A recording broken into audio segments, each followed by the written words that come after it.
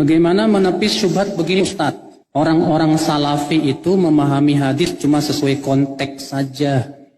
Ketahuilah Mas, seluruh ulama sepakat kata Imam Syaukani, wajib memahami dalil sesuai dengan konteksnya terlebih dahulu. Tidak boleh dipalingkan kepada makna lain kecuali dengan dalil. Yang kedua Mas, dalam kehidupan kita sehari-hari, wajib kita memahami bahasa teman kita sesuai konteksnya dulu. Jangan dipahami yang lain kecuali ada indikasi. Kalau teman kamu bilang ke kamu, maaf akhi, tolong ambilkan baju kaos saya. Diambil ke meja. Loh, kok ke meja? Saya kan bilang kaos. Menurut saya kaos ini baju. Itu kan konteksnya. Adapun yang bukan konteksnya adalah itu pakaian. Jadi saya memahami tidak sesuai dengan konteksnya. Ya udah saya kasih ke meja. Kira-kira kamu bisa terima nggak Mas? Allah dan Rasulnya berbicara sesuai dengan yang kita pahami tidak? Iya tidak? Itulah yang namanya fasih. Kalaulah maksud Allah, oh konteksnya begini tapi batinnya bukan begitu. Waduh, akan hancur Pak. Ini akan membuka peluang orang-orang zindik untuk menafsirkan seenaknya. Sesuai dengan apa? Hawa nafsunya. Mengerikan Pak. Makanya dalam ilmu usul fikih apa Pak? Dalil itu ada 3 macam. Ada nas, ada zahir, ada kebalikan zahir apa? Muawwal. Ada mujmal. Kebalikan mujmal apa? Mufassal. Apa itu nas? Nas adalah dalil yang maknanya hanya satu.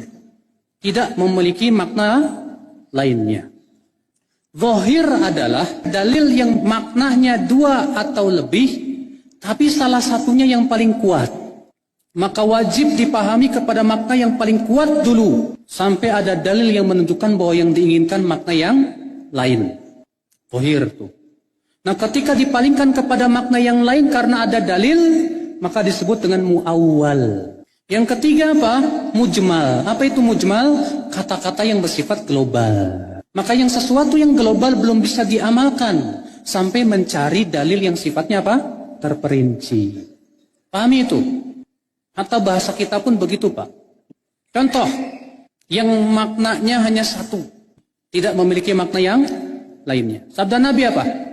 Kullu muskirin khamrun wa kullu khamrin haram. Setiap yang memabukkan itu arak. Dan setiap arak itu haram.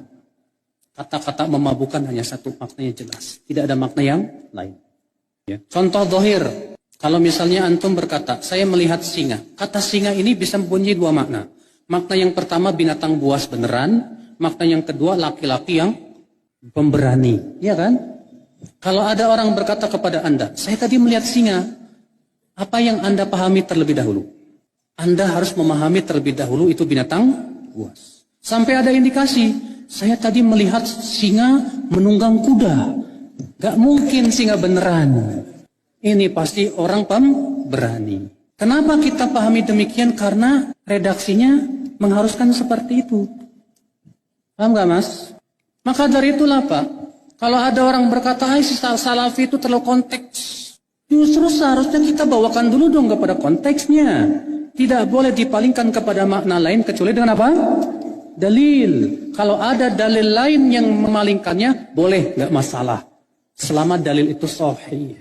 Yang salah itu Pak, memalingkan makna yang kuat kepada makna yang lemah tanpa dalil.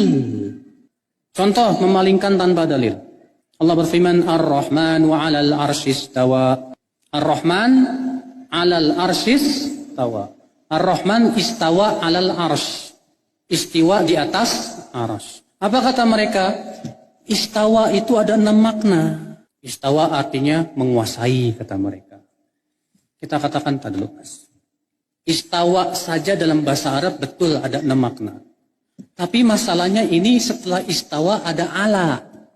Dan dalam bahasa Arab, makna istawa ala itu satu maknanya. Apa itu? Ala wartafa, tinggi bersemayam. Tidak ada makna yang lain, tidak ada makna yang kedua. Apa kata mereka?